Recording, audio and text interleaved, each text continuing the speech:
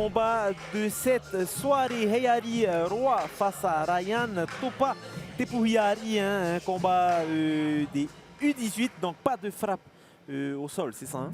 Pas de frappe à la tête debout et pas de frappe à la tête au sol.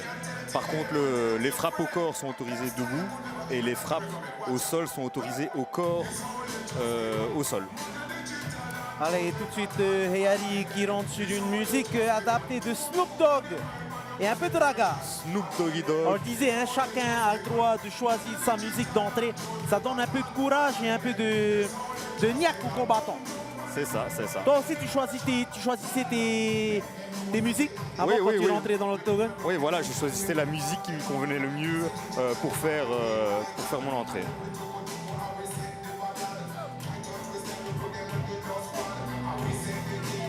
On le disait, hein, si vous venez de nous rejoindre, Heyari, roi du Te-Aro MMA.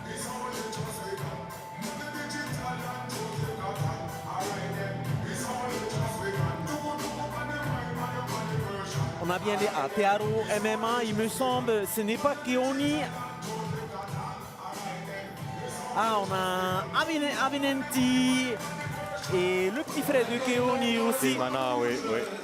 Dans le côté partenaire, côté coaching. On a toute la team là. Voilà, entrée donc de Heyari Roi, hein, qui mesure 1m84 pour 78 kg. Il est nommé Costa. Hein. Ça fait 2 ans qu'il pratique le MMA. C'est son 2e combat ce soir. Le premier, il avait remporté par décision unanime. Et il s'entraîne, on vous le disait, auprès des grands combattants de Paea du Te-Aro MMA. Ils sont connus du côté du Te-Aro MMA, Uriel. Ils sont très connus pour leur lutte et leur sol, oui. Et on le disait hein, que Heyari était accompagné pour ce combat de Lorenzo Avenenti et aussi Keimana Terorotua, le petit frère de Keoni. Allez, tout de suite, on voit le 2e combattant. Lui aussi du Monkey Fight MMA, Topa Tepuhiari Ryan, 17 ans. Alors tous les deux vont se battre dans une configuration de 3 rounds de 2 minutes.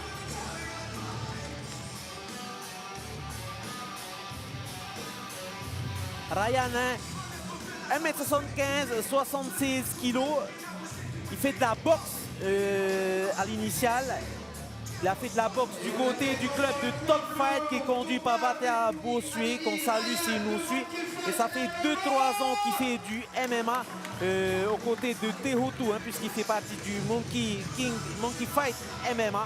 C'est son 2e combat lui aussi, puisqu'il avait gagné son 1er combat par forfait. Il nous le disait aussi que sa technique préférée au sol, c'était l'étranglement arrière. Oui, l'étranglement arrière, qu'on appelle en anglais rear naked choke, ou en brésilien, en portugais, pardon, le mataleao. Mataleao. Une prise qui a fait les airs de gloire des premiers UFC aussi, et même des Pride. Oui, en fait, c'est une des techniques, on va dire, les plus communes en MMA et en jiu-jitsu brésilien, en grappling. C'est l'étranglement arrière. C'est un étranglement assez simple à réaliser et qui est très très efficace. Allez, c'est parti, le petit check du premier round. Joli jab au corps, joli low kick. Oh, belle projection. Belle projection, belle projection. Est-ce qu'on a l'équivalent d'un slam là, ce qui s'est passé? Écoute, là, pour moi, c'était pas un slam. Après, certains pourraient interpréter que c'était un slam. Pour moi, c'était pas un slam. Le slam, il faut vraiment essayer de lever et de lever encore plus haut pour taper au sol. Là, c'était dans la continuité de sa projection, donc de son amener au sol. Donc, je pense pas que ça puisse être considéré comme un slam. Et en raison de la configuration au sol pour l'instant.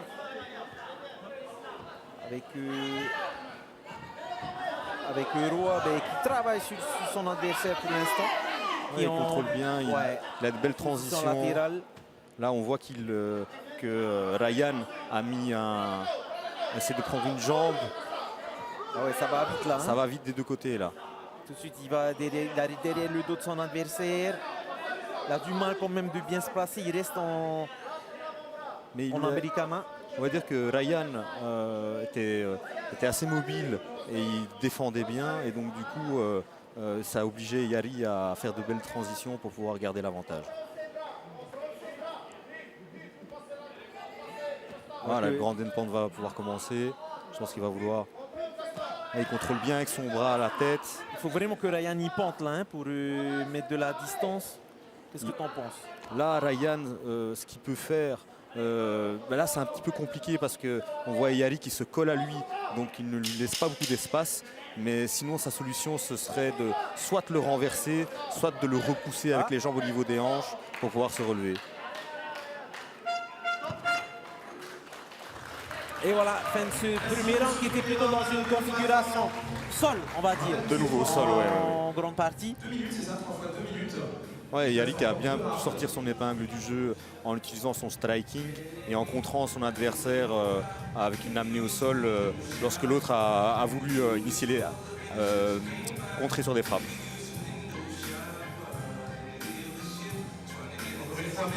On vous rappelle, un combat U18, donc avec des règles bien précis. Ouais.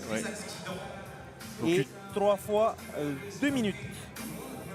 On va voir ce jab au corps qui était vraiment joli et le low kick derrière aussi. Et ce demi-slam aussi. On fait appel à votre générosité, encore des applaudissements pour encourager nos combattants, s'il vous plaît. Tu donnerais l'avantage à quel combattant pour l'instant? Pour le moment à Yari. Je pense que Yari a gagné le premier round. Par rapport aux points effectués par rapport au coup qu'il a pu faire, les dégâts qu'il a pu occasionner et par rapport à son sol. Et le fait que son adversaire ait déjoué son adversaire s'est bien défendu, mais il n'a pas réussi à imposer une position avantageuse.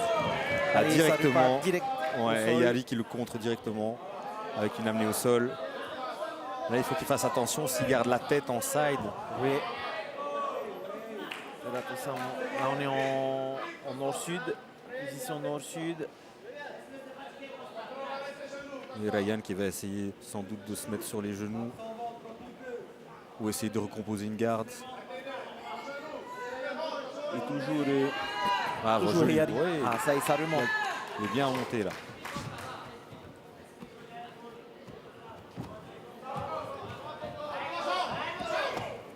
On voit que Yari il est un peu plus une grande allonge quand même. Hein. Plus longue allonge et on voit vraiment que il a bien travaillé son double leg. Et là on voit Ryan là, qui défend bien, qui a bien défendu cette amenée au sol. Il défend bien, il a fait un joli sprawl. D'ailleurs il le met un petit peu en difficulté on va dire. Parce que là il a du mal d'aller chercher le double leg là. Ouais, il a eu du mal. Il faut que Yari fasse attention à cette guillotine, mais pour le moment il est en sécurité. Pour l'instant intouchable, hein, ça passe pas pour l'instant, hein, la guillotine. On voit Ryan qui va céder de la cage pour essayer de se relever. Et Yari qui justement l'en empêche en le tirant à chaque fois en arrière.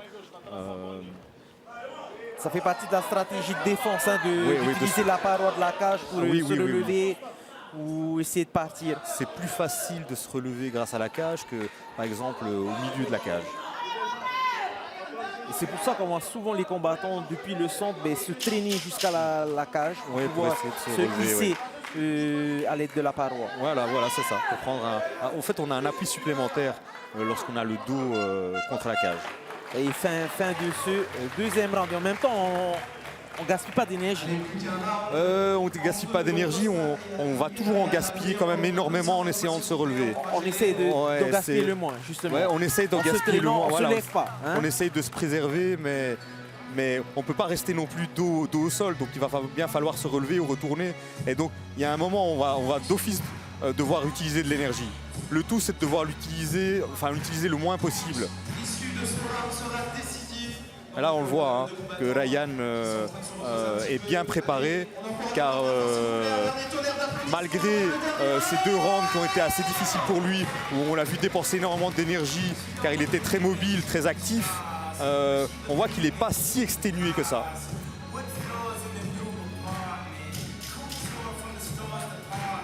Ah, on a vu que c'est parti directement là au sol. C'était un joli low kick, mais le problème avec le low kick, quand on a quelqu'un qui est bon en lutte derrière et qui contre bien derrière, c'est qu'on lui laisse l'opportunité derrière le low kick d'attraper les jambes et d'amener au sol. C'est ça. Donc je pense que ce round-ci, Ryan devrait mieux utiliser ses low kicks, donc frapper avec des frappes, avec des coups avant, avec des frappes de poing, pour les camoufler un peu. Sinon il va se refaire contrer. Allez, en tout cas, il reste à tous les deux un round pour pouvoir faire la différence. Joli front kick. Donc front kick, c'est un coup de pied de face. Encore de nouveau ce low kick qui est contré par Heyari et qui nous fait encore un beau double leg.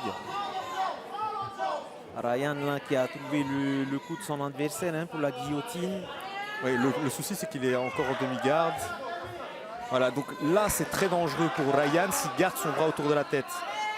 Parce que Heyari, s'il connaît la Von Flue choke, donc c'est une sorte d'étranglement, il aurait pu la placer.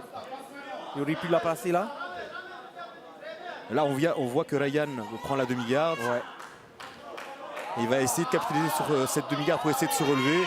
Mais il y a un beau travail de grand pound de la part de Heyari là.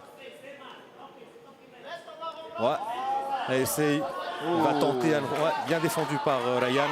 Car il y avait un katagatame qui se préparait. Ouais. Heyari qui essaie de se mettre en grand pound, hein. Il a du mal parce que avec la garde de son adversaire, c'est pas facile non plus. Oui, car Ryan est très actif, très mobile, très fluide. Et donc, dès qu'il lui laisse le moindre espace, Ryan essaye de capitaliser dessus pour essayer de se relever. Ryan peut gagner des points aussi là. Là, les seuls points qu'il pourrait gagner, c'est en essayant de frapper ou en tentant une soumission qui serait, on va dire, très dangereuse, qui serait sur le point d'aboutir. Là, il gagnerait des points. Mais pour le moment, c'est plus Heyari qui marque des points grâce aux frappes, à son travail de grand end pound et son travail de contrôle.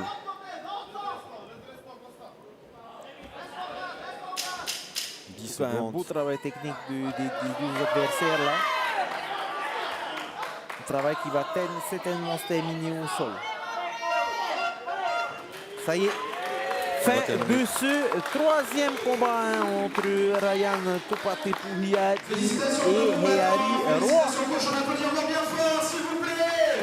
Tous les deux, 17 ans. Plein d'avenir devant eux. C'est quand même des jeunes qu'on va certainement revoir et peut-être des futurs champions. Oui, sûrement des futurs champions.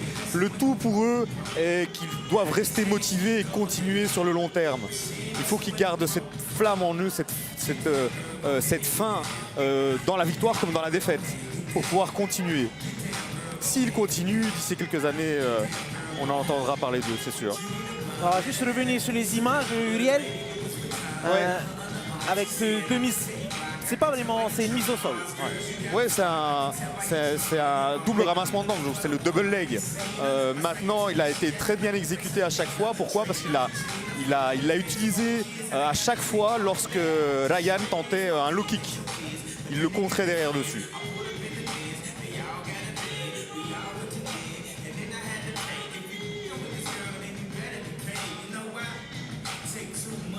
Allez, dans quelques instants, les résultats de ce troisième combat. C'est le point.